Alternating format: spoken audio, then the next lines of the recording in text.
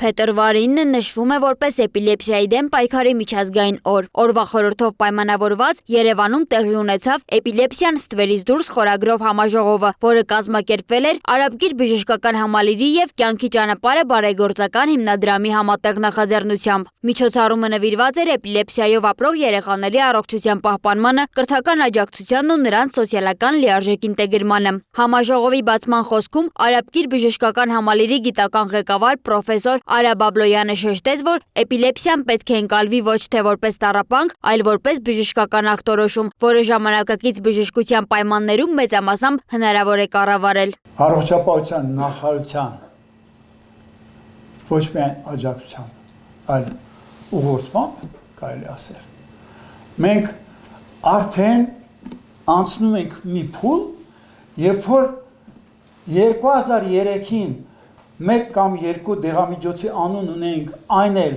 ընդամենը 10-ից 20%-ին էր հասանելի, մենք ունենք հիմա 12 եւ ավել դեղամիջոցի անվանում, եւ մենք գրեթե բոլոր նրանց, ովքեր դեղամիջոցով կարող են արդեն կառավարվեն, նրանք ապահովված են։ Պրոֆեսոր Բաբլոյանը կարևորեց նաև պետական կառույցների և հասարակական կազմակերպությունների գործակցությունը, ընդգծելով, որ առանց առողջապահության նախարարության աջակցության հնարավոր չէր լինի հասնել այն արդյունքին, որին արդեն հասել են վերջին տարիների ընթացքում։ Տիկին նախարար, ուզում եմ հատուկ շնորհակալություն հայտնել, որ մենք ձեր աջակցությամբ ի վերջո կարողացանք հասնել նրան, որ եթե կարճատես անձնավորությունը ուղղակի ակնոց է դնում եւ այլ խնդիր չունի,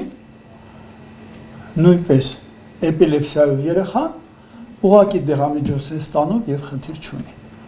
Ի տարբերություն կներեք կարճատեսին, որի ակնոցը երևում է, հետագայում ինքը ունի հնարավորություն լինզա դնելու, ինքը ավելի նման է լինզայով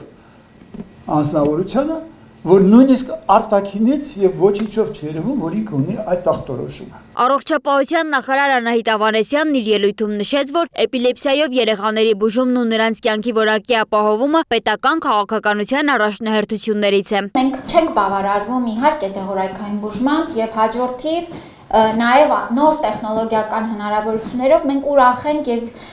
այս հնարավորություններ պիտի անենք ամեն ինչ, որ մեր երեխաների համար ապահովի կայուն վիճակ եւ նրանք հնարավորություն ունենան եւս եթե դեղորայքով չի կառավարվում հիվանդությունը եւս ցնցումների զերծ լինեն այո ծառայությունը բավական թանկարժեք է բայց մեզ համար ամեն երեխայի կյանքն էլ նրա կենսակերպը նրա լիարժեք զարգացումն էլ անգին է Նախարարը նաև անդրադարձավ էպիլեպսիայի շուրջ ձևավորված խարանին, նշելով, որ տարիներ շարունակ մարդիկ ստիպված են եղել պայքարել ոչ միայն հիվանդության, այլև հասարակության սխալ ընկալումների դեմ։ Ես հուսով եմ, վստահ եմ, որ միացյալ ջանքերով մեր հանրությունը կփոխի իր վերաբերմունքը, շատ ավելի հանդուրժող եւ հանգիստ կլինի, կսովորի ինչպես առնչվել այս հիվանդությամբ ուրեմն մարդու հետ, ով հանկարծ ցնցումների մեջ է ընկել։ Ճիշտ կարձագանքի եւ բոլորիս անգամ եթե չենք կարող օգնել չվնասելու եւ